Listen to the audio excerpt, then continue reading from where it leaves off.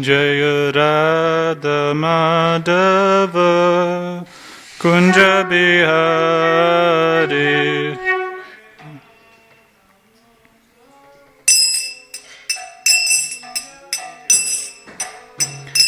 Jaya Radha Madhava Kunja Bihari.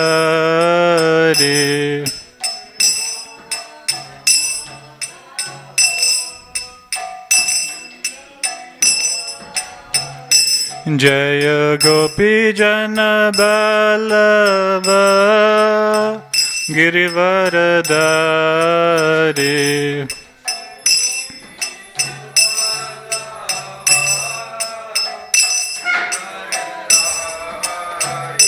Jaya Gopi Jana Ballava Girivaradari.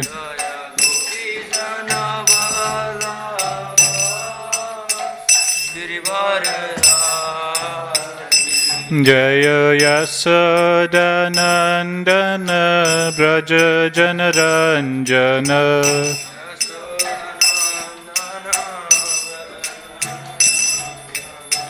Yasoda Nandana Braja Janaranjana.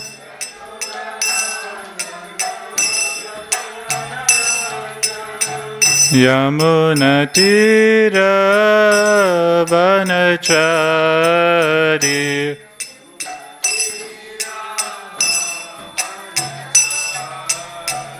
Yamuna Tira Vanachari.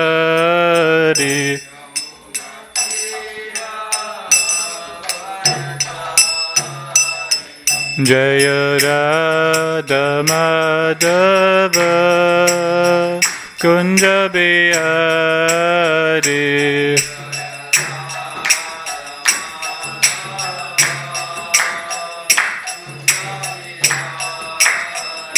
Jaya Radha Madhava Kunja Bihari.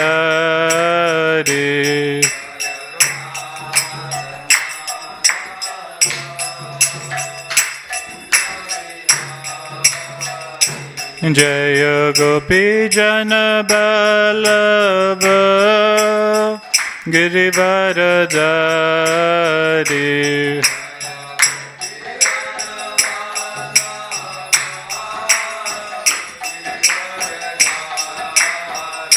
Jaya Gopi Jana Ballava Girivaradari.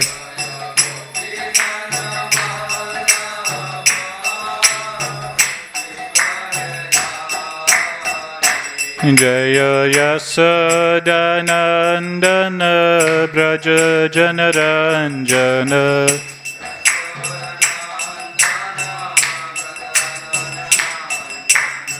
Yasoda Nandana Braja Janaranjana.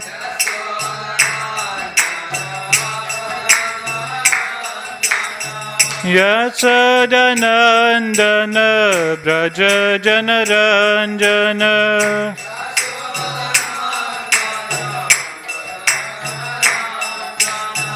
Yamuna Tira Vanachari.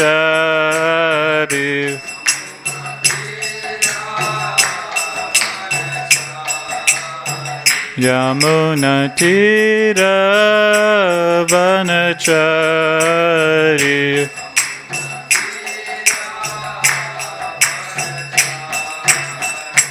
Jaya Radha Madhava Kunja Bihari.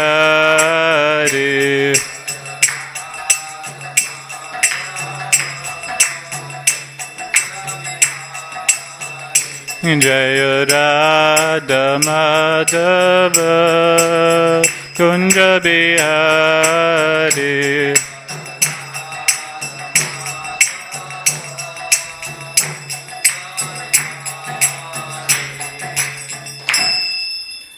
Jai Om Vishnupad Paramahamsa Parishna Stotra Sata Shri Srimad His Divine Grace Shri Bhaktivedanta Swami Srila Prabhupada Ki Jai. ISKCON Fanrachar, Beauty Fanrachar, Jaguru Srila Prabhupada Ki Jai, Gantraj Srimad Bhagavatam Ki Jai, Jai Gaur Premanande.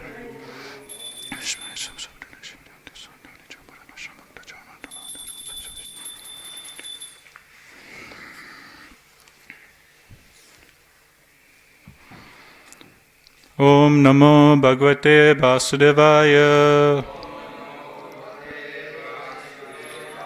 Om Namo Bhagavate Vasudevaya. Om Namo Bhagavate Vasudevaya. Reading from Srimad Bhagavatam, Canto number 3, Chapter number 21, titled Conversation between Manu and Cardama. Text number 18. Nate jaraksha brahmir ayur esam. Nate jaraksha brahmir ayur esam. Trayo dasaram trisatam sasti parva. Trayo dasaram trisatam sasti parva. Sannemi ananta chadiyat trinabi. Sannemi ananta chadiyat trinabi. Karala shota jagad achidyadhavat.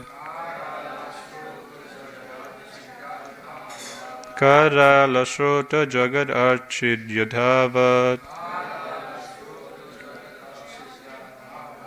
Nate jaraksha brahmirayuresam.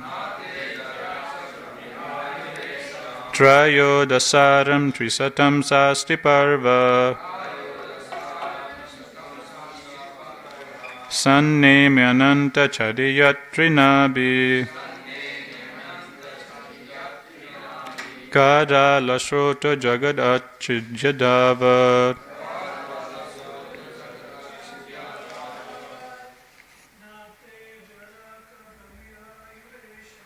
Nate jaraksha brahmirayuresam.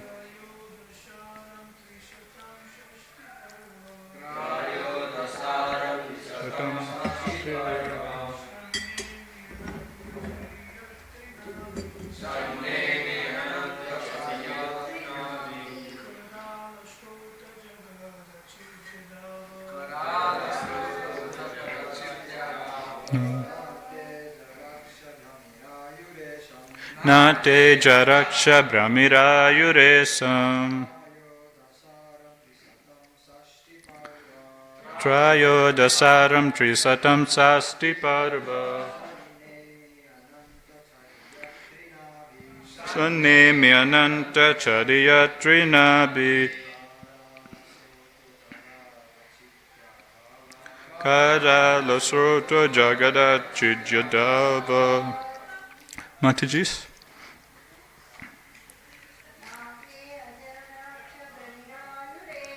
Nate jaraksha brahmirayuresam.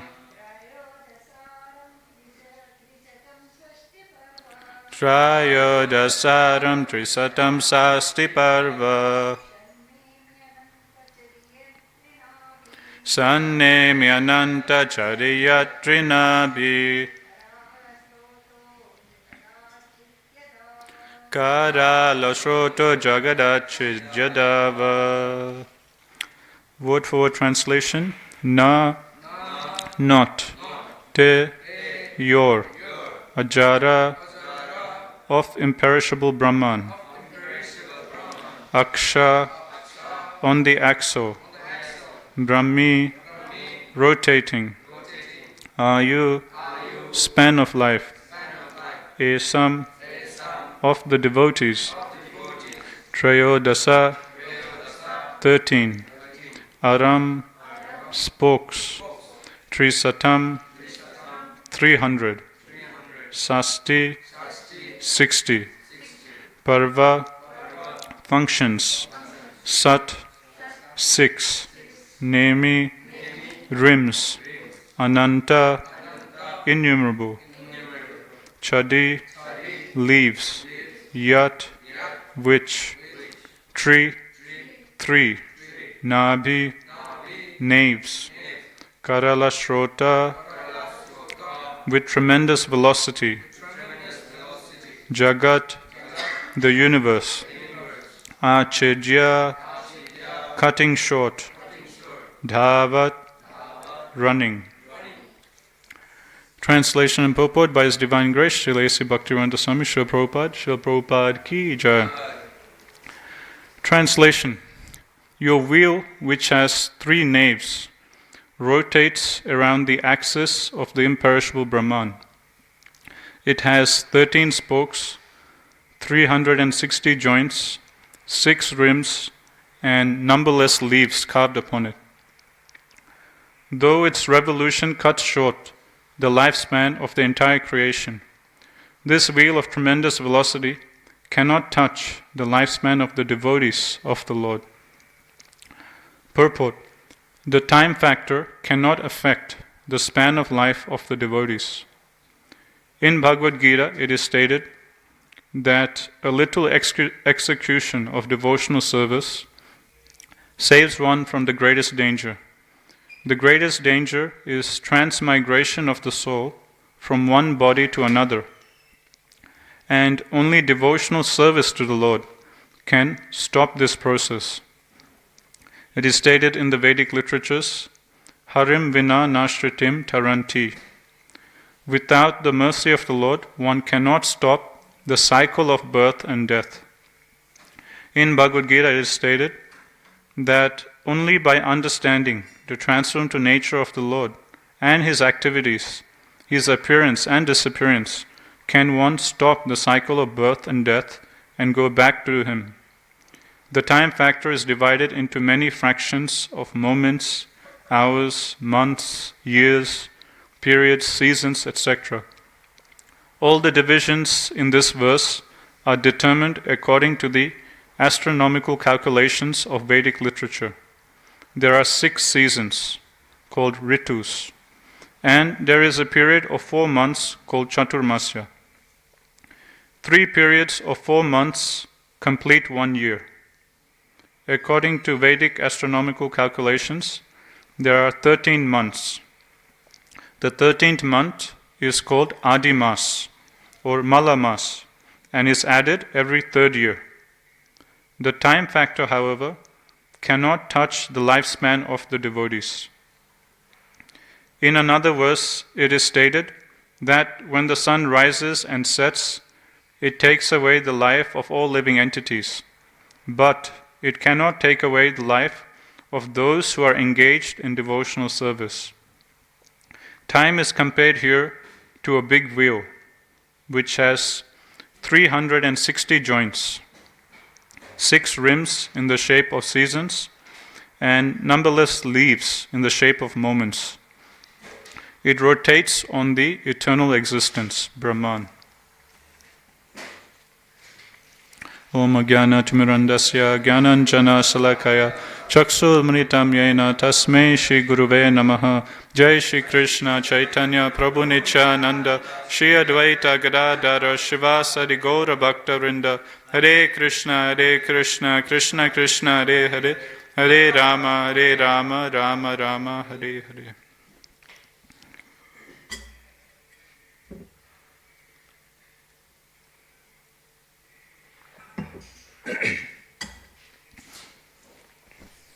Hare Krishna. So thank you everyone for coming to Srimad Bhagavatam class today. So we're currently in the 3rd canto of Srimad Bhagavatam, chapter 21, titled Conversation Between Manu and Cardamomuni. So Manu, Cardamomuni, he has been ordered by Brahma to help progenate or propagate the universe. So Brahma is instructing Cardamomuni that you please get married and you populate the universe.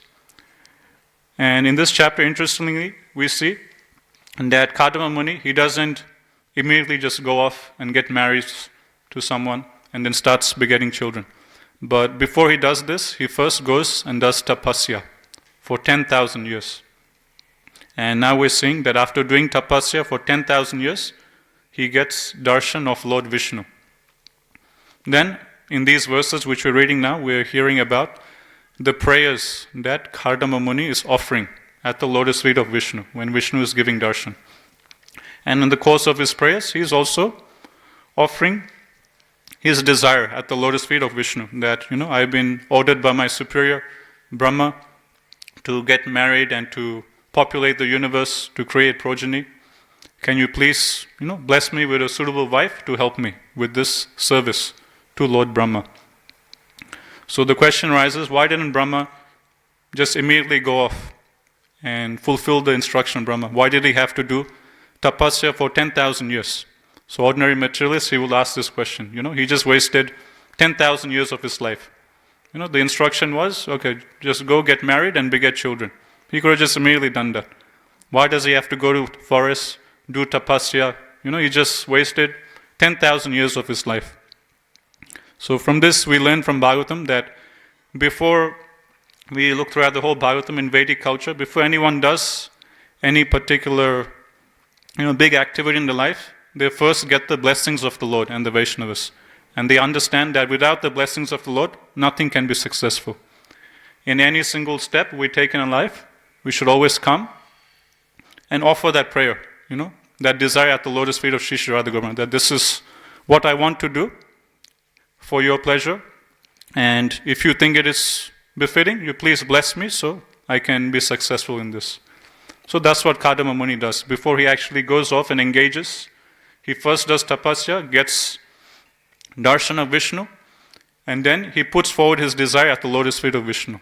And then Vishnu, he fulfills that desire. So any step we do in our lives, the Acharyas explain, Prabhupada explained, we should first come and consult the senior Vaishnavas.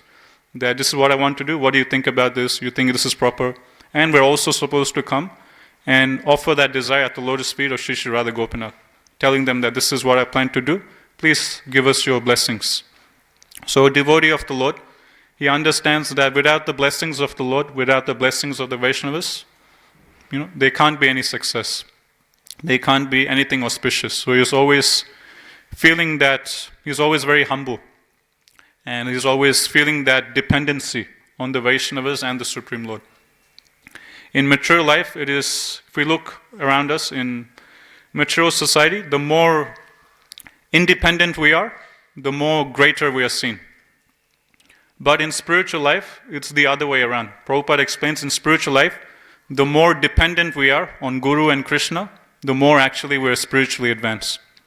Whereas in mature life, it's the complete opposite. The more independent you have your own money, you have your own car, you have your own house, you have your own job, you can do everything yourselves, then people look up to you. That, he's an independent man, he can do whatever he likes. But in spiritual life, Prabhupada explains, the Shastras explain, the more we feel ourselves dependent on Krishna, the more we feel ourselves dependent on Guru, the more we feel ourselves dependent on the Vaishnavas, the more spiritually advanced we are.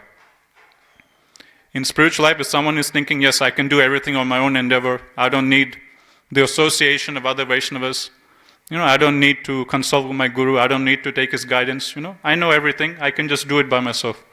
If someone is thinking like that, then he's considered as a neophyte. He's considered as a Kanishta Adhikari.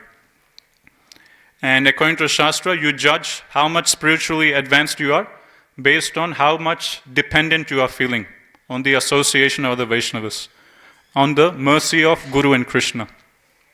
So that is how we judge our spiritual advancement, whether genuinely we are feeling dependent on Krishna and Krishna's devotees. So this we see with Cardamomuni. He could have just immediately gotten into household life, but before he does so, he first goes to the forest and does tapasya for 10,000 years. And as we were saying, materially speaking, it looks like he just wasted 10,000 years of his life. What did he gain, just being in the forest, doing tapasya 10,000 years? But in Vedic culture, there's a whole different perspective. The devotees in Vedic culture, they understand to be successful in anything, one needs the mercy and the blessings of the Lord. So this is what Cardamomuni does. He goes to the forest, does tapasya 10,000 years, then he gets darshan of Lord Vishnu. So it is said in previous ages, Prabhupada explains, that persons, they were able to live for much more longer periods of time. In Satya Yuga, people were able to live for 100,000 years. Then, Treta Yuga, people were able to live for 10,000 years. Then Dwapar Yuga, 1,000 years. Now in Kali Yuga, max people can live for 100 years. So this pastime is taking place in Satya Yuga, where Cardamomuni had a lifespan of 100,000 years. So out of his 100,000 years of life, 10,000 years he just dedicated for tapasya. And Prabhupada in his purports, he gives the example of Valmiki Muni also. Prabhupada saying that just like Cardamomuni here, he did tapasya for 10,000 years. In the same way, Valmiki Muni, the author of Ramayana, he did tapasya for 60,000 years. So a huge period of time. So that's what devotees used to do in previous ages. In Satya Yuga, the process of self-realization was meditation. So to become self-realized, devotees, they used to go to forest and do tapasya. In Kardamomuni's case, we see he did for 10,000 years. Valmiki Muni's case, he did for 60,000 years. But it's said in Kali Yuga, the process of self-realization is Harinam, is Nama Sankirtan, is chanting the holy name of the Lord, chanting the Hare Krishna Maha Mantra.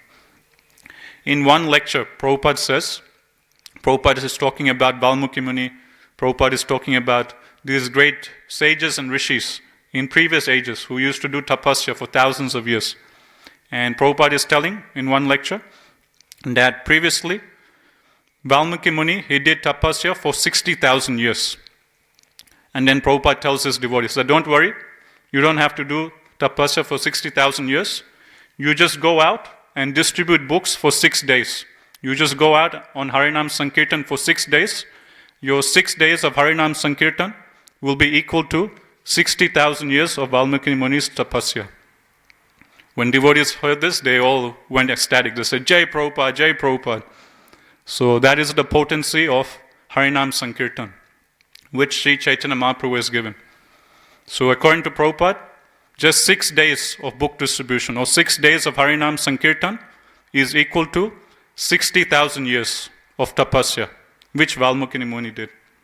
So this is the potency which is present in Harinam Sankirtan. Now that doesn't mean that we just go out for 1 week, on book distribution Harinam and say, okay, I've done 6 days of Harinam Sankirtan, I am as good as Valmiki Muni. I don't have to do anything for the rest of my life. That's not the point. The point Prabhupada's trying to help us understand is, how much potency is there in the holy name, how much potency is there in Harinam, in book distribution, and that what sages used to do for thousands of years before, we can get the same benefit by just chanting the holy name of the Lord, by giving the holy name to others, by distributing books. And that's why it's said in Bhagavatam that all the great sages and rishis in previous ages, they all worship Kali Yuga. Now, this is something that could come across surprising because Kali Yuga is said to be the most degraded of all ages. It is in this age that all sinful activities take place. Meat eating, cow slaughter, intoxication, gambling, illicit sex, whatever sinful activities is possible is all taking place in Kali Yuga. So one would think the great sages and rishis, they would worship Satya Yuga. Satya Yuga, everyone is very saintly, everyone's very pakka, everyone's, very sattvic, everyone's doing nice tapasya. But Bhagavatam says, actually this is not the case. Great sages, they don't worship Satya Yuga. Out of the 4 ages, they worship Kali Yuga. Even though Kali Yuga is the most degraded. Even though all sinful activities happen in Kali Yuga. So what is the reason why the great sages and rishis, they worship Kali Yuga out of the 4 ages? The reason given is, the great sages and rishis, they understand that in Kali Yuga, you can just do little Harinam Sankirtan, just for a short period of time, you can perfect yourself, and you can go back home, back to Godhead very quickly. Whereas in other ages, you have to go through so much austerity and so much hardships for thousands and thousands of years. And only then can you go back to Godhead.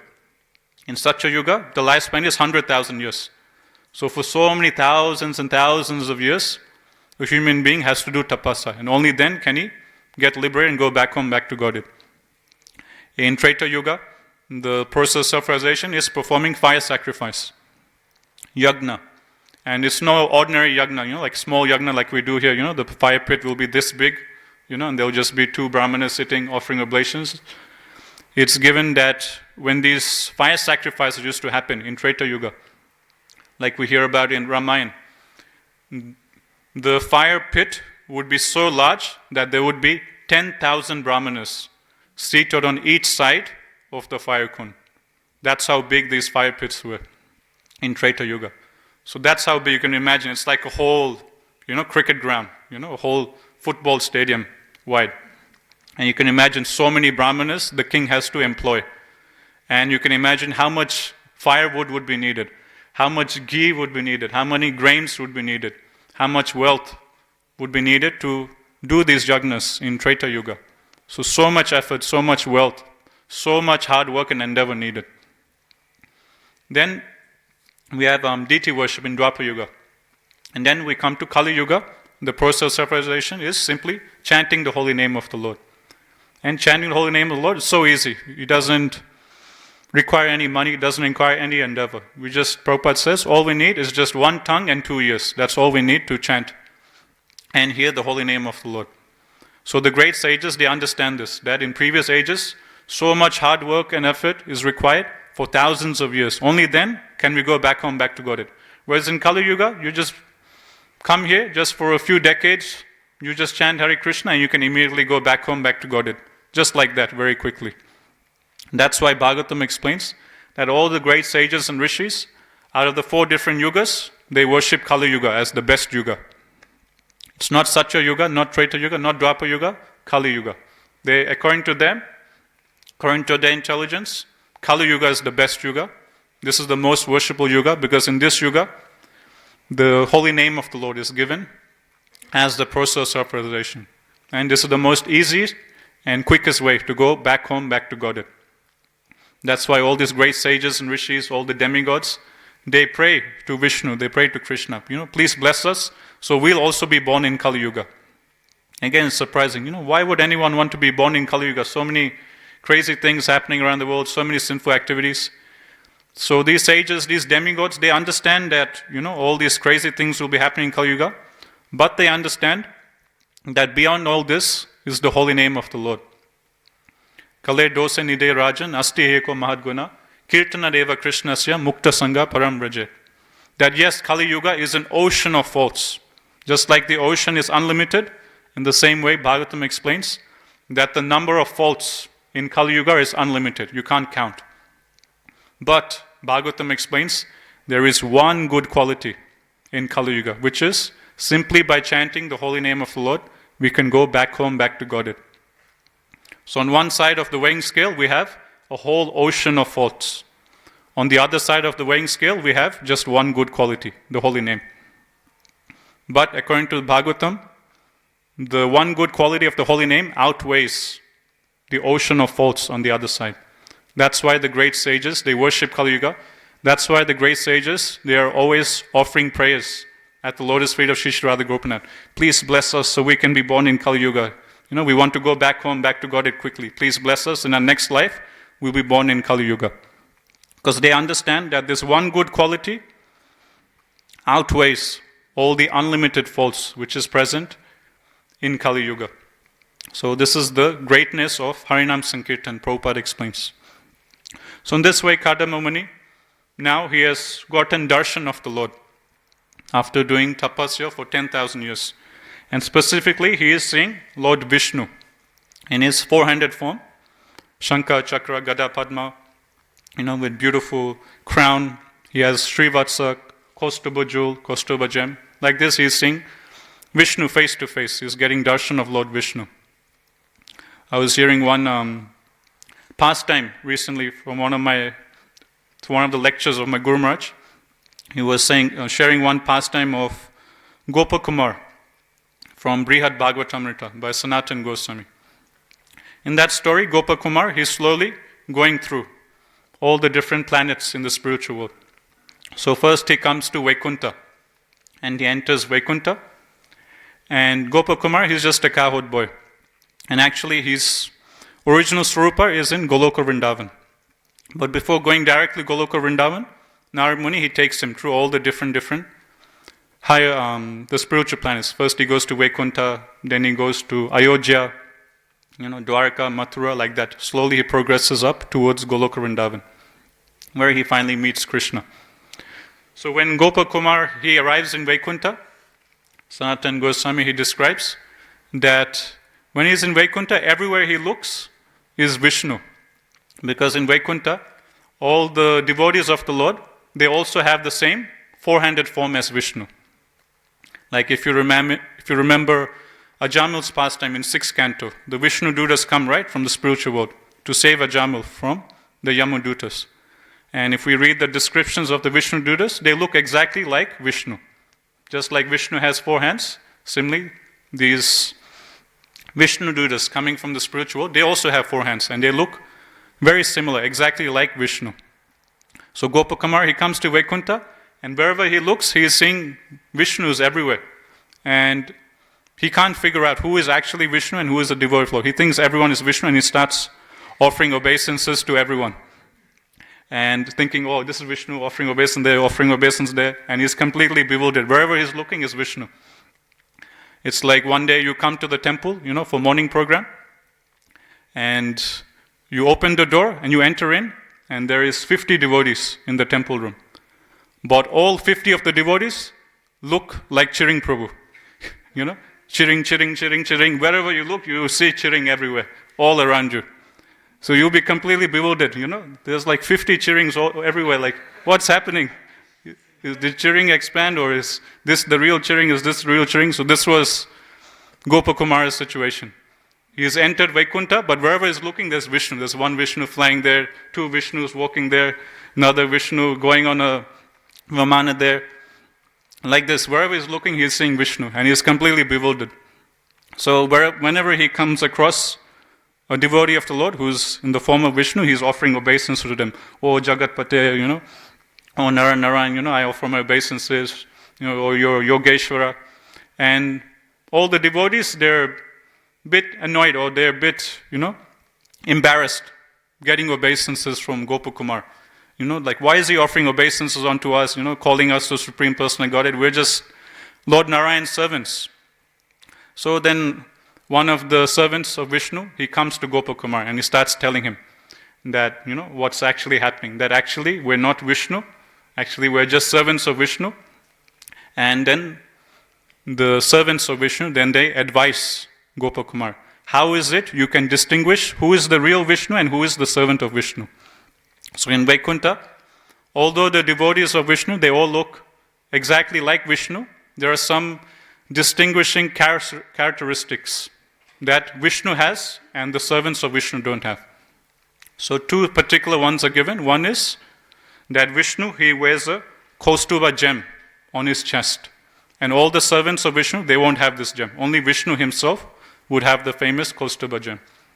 And the second distinguishing characteristic is Vishnu has Sri Vatsa. It's like a golden hair on Vishnu's chest where Goddess of Fortune always lies.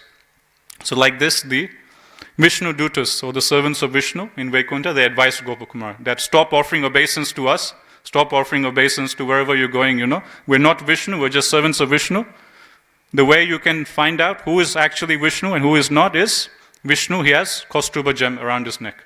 So you look who has Kaustuba gem, that is the real Vishnu. You offer your obeisance, your prayers to him, and you don't stop glorifying us. Like this, they advise him. So these are 2 characteristics that Vishnu has and the servants of Vishnu, they don't have in Vaikuntha. And these 2 descriptions we hear now. Or when Cardamomuni is taking darshan of Vishnu, we hear these descriptions that the Vishnu had a Kaustuba gem and he also had the Sri Vatsa. So this is whom Cardamomuni is taking darshan of. And now he is offering prayers at the lotus feet of the Lord. And in today's verse, he is glorifying, I'll read the translation for today's verse. Your wheel, which has 3 naves, rotates around the axis of the imperishable Brahman. It has 13 spokes, 360 joints, 6 rims, and numberless leaves carved upon it. Though its revolution cuts short the lifespan of the entire creation, this wheel of tremendous velocity cannot touch the lifespan of the devotees of the Lord. So in today's prayer, Cardamomuni is offering at the lotus feet of Vishnu. He's explaining, or he's talking about time. He's talking about how time is the energy of Krishna. And he's particularly mentioned that by the rotation of the wheel of time, the lifespan of all living entities are slowly reduced. Except, he is saying, for the devotees of your Lordship. In general, for all living entities, as the wheel of time rotates, their lifespan slowly reduces. But my dear Lord, time doesn't affect the lifespan of your devotees. They're unaffected by time. So how do we understand this? Because externally speaking, we are also, growing old, just like the people out there on the streets. They're growing old, they're going to die, we're also going to grow old, and we're also going to die. So externally speaking, same thing is happening. What is happening for us is happening for the people out there. So how is it that time is only affecting them and time isn't affecting devotees of the Lord? Prabhupada, he explains this at the one nice example Prabhupada gives at the start of this third canto. If you remember, start of third canto, we come across Vidura and Uddhava, most confidential devotee of the Lord, Uddhava. And Prabhupada is giving Uddhava as an example. Prabhupada is explaining that if we look around us in the material world, we will see that when people are young, they'll work very hard and they'll have a lot of activities. And if you look at the working curve, people doing different activities, it will slowly increase, From youth, people take up different responsibilities and will slowly go up and up and up. But then Prabhupada says there will come a certain time in life when people will start getting older. And as slowly as old age comes, then instead of the working curve going up, it will stop and it will just flatten. Then as people becomes older and older, then slowly it will go down and down and down and down. And then one retires from work and one can't do many activities. And slowly the working curve will go down and down and down until one gives up his body and passes away. But Prabhupada explains, in the life of a devotee, this curve of going up and then coming down, it's not the case for devotees. Prabhupada says for devotees, the curve goes up, just like for karmis. They work hard, they take up different responsibilities, they're working hard. But for non-devotees, when old age comes, they stop working, they get retired, they can't do much and they go downwards. But Prabhupada says for devotees, the curve just continues going up. Although old age is coming externally, they don't stop working for Krishna. Rather, their enthusiasm, their vigor, their energy to do Krishna's service just continues on increasing more and more. So for devotees' curve, working curve, it will go up and there'll never come a point where it will flatten, there'll never come a point where it will go down. It will just keep on going up and up and up and up. Until they give up the body, then they'll get a next body, then in that body again, it will just continue going up and up and up. For a devotee, Prabhupada explains, their working curve never goes down, it just continues going up and up and up. Although externally it seems like devotees are getting old, still they are unaffected by the old age and they just continue doing more and more service, completely oblivious to their body, completely oblivious to the old age which is taking over the body. And we have Srila Prabhupada as practical example for that. Srila Prabhupada, when he came to the West, he was 70 years old. And just, if we study Srila Prabhupada's life, it's completely mind-boggling the amount of service Srila Prabhupada used to do. He just used to sleep for 2 hours every day. He used to translate Bhagavatam, Chaitanya Charitamrita for 3 hours in the morning, go for morning walk, give Bhagavatam class, write letters to devotees all around the world. He used to manage 108 temples. For us, just to manage one temple is such a big headache in one city. But for Prabhupada, he would sit in one place and he would have 108 temples, not in the same city, but in completely different locations all around the world. And Prabhupada, he didn't have emails, he didn't have WhatsApp, he didn't have, phone calls, nothing. He managed a whole society of 108 temples around the world simply by writing letters. Just imagine that if someone said, from now on, you can't use a laptop, you can't use your phone, no WhatsApp, no email, no texting, no phone calls. If you want to communicate with someone, you can only write letters. It's completely unthinkable for us. But that's what Srila Prabhupada did. He was able to manage 108 temples in completely different cities, zones all around the world, simply by writing letters. You can imagine how much expertise Srila Prabhupada had to manage such a thing. So he used to translate Bhagavatam 3 hours, give lectures, give classes, meet with reporters, answer questions of devotees, meet new people, preach to new people, do Harinams, attend Ratha Yatra festivals, and manage, temples and presidents all around the world. All this Srila Prabhupada was able to do as a 70-year-old man. So, although externally Prabhupada's body is getting old, still, if you look at Prabhupada's life, he is doing much more than any youngster. In fact, devotees used to say when Prabhupada used to go on morning walks, he would walk much faster than any of the 20-year-old, young sannyasis and brahmacharis. Although all the Prabhupada disciples, they were in their early 20s, they would struggle to keep up with Prabhupada. So Prabhupada had so much energy, and if you look at Prabhupada's life, he was able to do so much service, although he was in a such advanced age. So in start of third canto Bhagavatam, Prabhupada explains that this was the case with Uddhava's life. Initially, when Uddhava was young, he did a lot of service.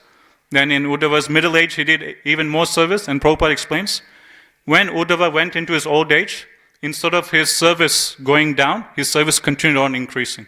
Although externally he was in his older days, still his devotional service never reduced. It just continued on increasing and increasing and increasing. So in this way, Prabhupada explains that for devotees, there's no such thing as old age. Although externally it seems that the body is getting old, still if you look at their lives, in their old age, they're doing even more service than what they were doing when they were younger. The old age, it doesn't deter the enthusiasm, the vigor, and the energy to do devotional service. I like one thing that 10th canto Bhagavatam explains. In 10th canto Bhagavatam, there is a description given of Dwarka Dham. How different range of devotees of Krishna in Dwarka. And in Dwarka, just like in a normal city, there is a certain class of, older people, older section of Dwarka, who are elderly in age. And Sukadeva Goswami, he explains that these older members of Dwarka, they were able to overcome their old age by drinking one elixir, one magic elixir. They used to drink this magic elixir every day, and just by drinking this magic elixir, they were able to overcome their old age. And they used to act just like a young 20-year-old. So what is this magic potion that these elderly residents of Dwarka used to drink every day, by which they were getting so much energy, and by which they were able to overcome their old age? Sukadeva Goswami, he explains that every day the residents of Dwarka, they used to drink in the liquid elixir of Krishna's beauty. By simply drinking in the liquid beauty of Krishna's beauty through their eyes, they were able to overcome their old age. And they were able to be as youthful as any young 20-year-old. So if we just every day come to the temple and take darshan of Shri Shri Radha Gopinath, that nectarian darshan of Shri Shri Radha Gopinath, when we take in through our eyes, that will give us so much inspiration, so much energy. Although externally our body is getting old, we won't feel old. We'll still feel very young and enthusiastic. So that, Sukadeva Goswami says, is the effect of drinking in Krishna's beauty. We drink in Krishna's beauty, one can overcome old age. So in this way, Prabhupada explains start of third canto how devotees of the Lord, although externally it seems like they're getting old, actually they're aloof from old age. They're aloof from death. For karmis, when they die, then the soul is dragged by the Yamadutas. They have to suffer in hellish planets, and they're forced into another material body. But when a devotee dies, he gets a spiritual body and he engages in Krishna's pastimes in another realm. Either in another material planet where Krishna is performing his Vrindavan pastimes, he will go then participate, or he'll go to the spiritual world and participate in Krishna's pastimes. So yes, a devotee is dying, a karmi is dying, but death is different for a devotee and a karmi. For a karmi, when he dies, he will get dragged by the Yamadutas, he'll get forced into another material body, he has to again go through birth, death, old age and disease. Whereas for a devotee, he goes and participates in Krishna's pastimes. So in this way, although externally it seems that a devotee is also going through old age and death, a devotee's old age and death is different to a karmi's old age and death. Why is it externally it seems a devotee is going through the same thing as a karmi? The Acharyas explain in 10th canto in the commentary that Krishna, he doesn't give bhakti very easily. If someone wants liberation, someone wants some material desire fulfilled, Krishna will very easily, quickly, without a second thought, give it away. But when it comes to bhakti, Krishna, he won't easily give bhakti. He will think 100 times before giving. So why is it that Krishna can very freely and easily give any material benediction and even give liberation, but not give bhakti? Because it is said in Shastra, if someone has bhakti, then using that bhakti, they can control Krishna himself. Just like we see with the Vrajvasis. Prabhupada writes in Krishna book that the older gopis of Vrindavan, they used to clap their hands and make Krishna dance. And Krishna, he just used to dance just like a puppet in the hands of the elderly gopis. The elderly gopis, they would show one laddu, one burfi to Krishna and tell Krishna, Krishna, here's laddu. You want laddu? Krishna says, yes, I want laddu. Please give me laddu. And as Krishna would come forward to take the laddu, the gopis will pull it away and say, okay, if you want this laddu, you please dance for us. You please sing for us. Only then you would get laddu. And Krishna, just like a puppet in the hands of the elderly gopis, then Krishna used to dance. And the gopis seeing Krishna dance, they used to great joy. They would laugh. And then they say, okay, Krishna, here's your laddu. You want another one? And Krishna say, yes, I want another one. Then say, okay, you dance one more time. Then Krishna again would dance, then they would give another laddu. Like this Krishna, he just used to act just like a puppet in the hands of the elderly gopis of Vrindavan.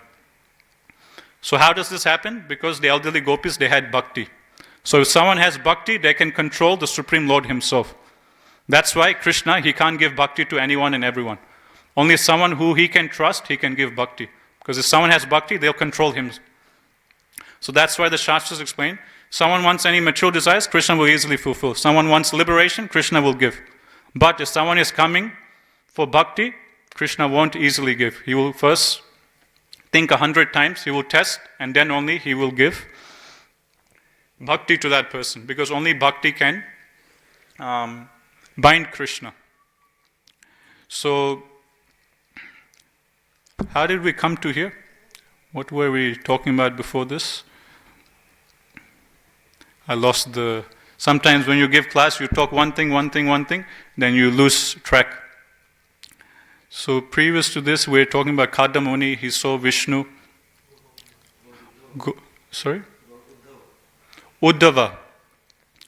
And then we talked... Life for devotee. Okay, devotee overcomes old age. Bhakti. Okay, I completely lost track of how we got to this.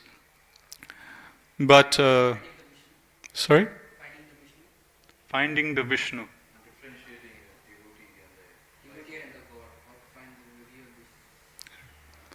Okay. One thing I realize is that you've all been paying attention in class. Everyone is sharing different points in class, so that's good. One sense is good I forgot. Now you can see that everyone was paying attention in the last, half an hour or so. Everyone is saying different points that we heard. So Krishna, everything else he can give easily, but bhakti he can't give easily, because by bhakti, Krishna himself, he is won over. And coming back to the point of time, it is said in Bhagavatam that the time is compared to like a wheel, and the wheel is rotating, that's like the time going. And that rotation of time is compared to the Sudarshan Chakra of Krishna. So as the Sudarshan Chakra of Krishna rotates, that is compared to the movement of time. And in Kali Yuga, it is given that Sudarshan Chakra, he takes the form of a pillar, and he stands on the left side of Krishna, of Lord Jagannath. So if you go to Jagannath Puri and some Jagannath temples, if you take darshan of Lord Jagannath, you will see on the left side of Lord Jagannath there will be a pillar, and that pillar is Sudarshana Chakra. So why is it that in Kali Yuga, Sudarshan Chakra, he is taking on this form of a pillar? And why is he on the left side? Generally, actually, Sudarshan should be on the right side. If you look at any pictures, Vishnu will always be holding chakra on the right side, like that. So there is one pastime regarding this in Jagannath Puri. One day, for the sake of Leela, Sudarshan Chakra, he got a bit proud, thinking that, I am Krishna's invincible weapon. Whenever Krishna, he wants to kill any demon, he will always send me, and I can conquer any demon. I am the most confidential servant or devotee of Krishna. Like this, Sudarshan Chakra starts thinking, and he gets a little pride. And Lord Jagannath, he could understand this. Lord Jagannath, he's Antaryami, he's seated within our hearts, he understands whatever is going on in our mind. And it's said that Lord Jagannath, although he is very, very merciful, there is one thing Jagannath he doesn't like. There is one thing Lord Jagannath he hates. What is that one thing that Lord Jagannath can't tolerate? That is pride. If there's one thing that Lord Jagannath hates, he can't tolerate in his devotees, it is pride. That's why one of Lord Jagannath's names is Garbha Granjan. Garbha Granjan means one who completely smashes the pride in his devotees. So Lord Jagannath, he notices little pride in Sudarshan. Then he starts thinking, okay, this pride is not good for my devotee. This is like a disease. And it is my duty to remove this pride in my devotee. Just like Krishna, he removed the pride of Indra in Govardhan Leela. So then, Lord Jagannath, he calls Sudarshan, he tells him that I want to see Hanuman. Can you go, please call Hanuman. I want to meet Hanuman. Then Sudarshan Chakra immediately goes, shoots off to where Hanumanji is and tells Hanuman that Lord Jagannath, he wants to see you. You please come.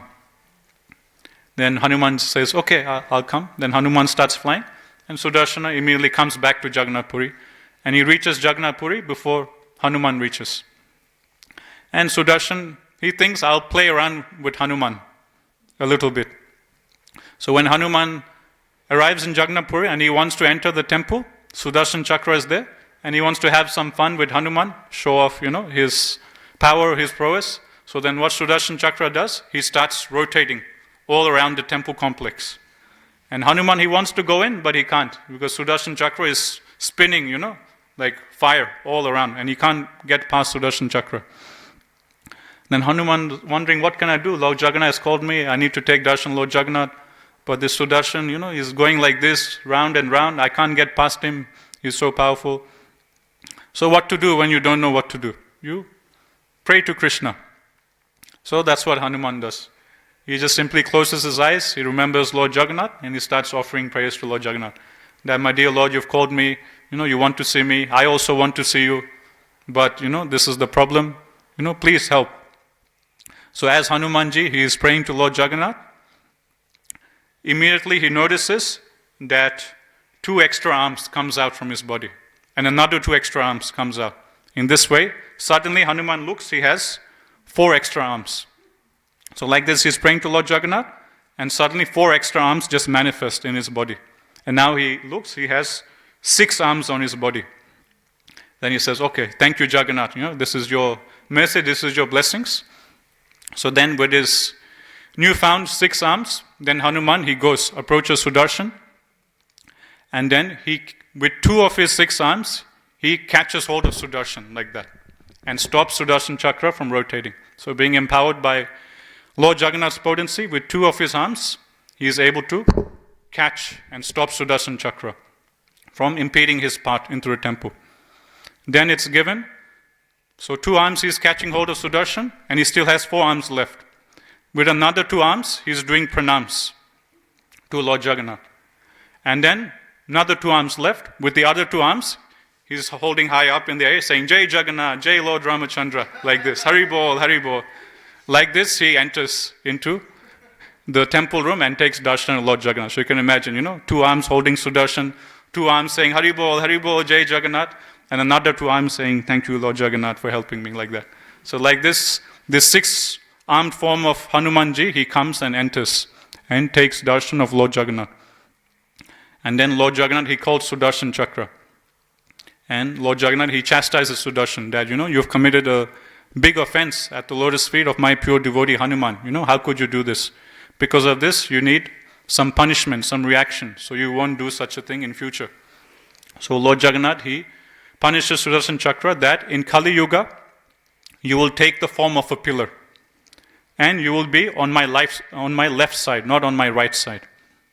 So because of this apparent curse of Lord Jagannath, Sudarshan Chakra, in Kali Yuga, he takes the form of a pillar. And he is on the left side of Lord Jagannath.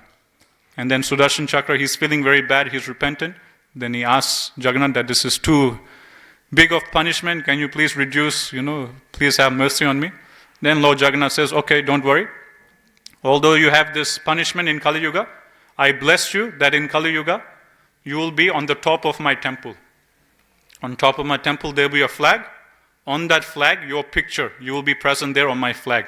So if you look at the flag of Jagannath Puri temple, you see Sudarshan Chakra on that flag. So Lord Jagannath, he blesses that you will be there on the top of my temple. And anyone who takes darshan of you at the top of my temple, that will be equivalent to him coming and taking darshan of me. So Lord Jagannath, he gives this boon to Sudarshan Chakra, that if anyone just simply takes darshan of you on the top of my temple, he will get the same benefit as coming and taking darshan of me. So like this, Lord Jagannath, he pacifies Sudarshan Chakra. So from this pastime, we can see how Krishna, he very much hates pride in his devotees. So if there's one thing Lord Jagannath doesn't like, it's pride. And so how to be humble? I read one quote by Bhakti Charamraj yesterday. Devotees after Vyas Puja, they were giving one little small book composed by the disciples. And in that book, I was reading one pastime of Bhakti Charamraj, where he was asked by devotees how we can remain humble. And Bhakti Charamraj, he was narrating one story of Akbar and Birbal. So Akbar, he was the king, and his primary minister was Birbal. And Akbar, he had many different ministers actually. But Akbar, he used to always call Birbal only, because he trusted Birbal the most. So naturally, all the other ministers in the kingdom, they all became jealous of Birbal. Why is it the king is always glorifying Birbal? Why is he only calling Birbal? Why isn't he calling us? We're just as good as Birbal. So the other ministers, they were getting jealous of Birbal, that he is getting too much attention from the king. So Akbar, he noticed this, and he wanted to show all the other ministers. He wanted to prove to them how Birbal is much greater than all of you.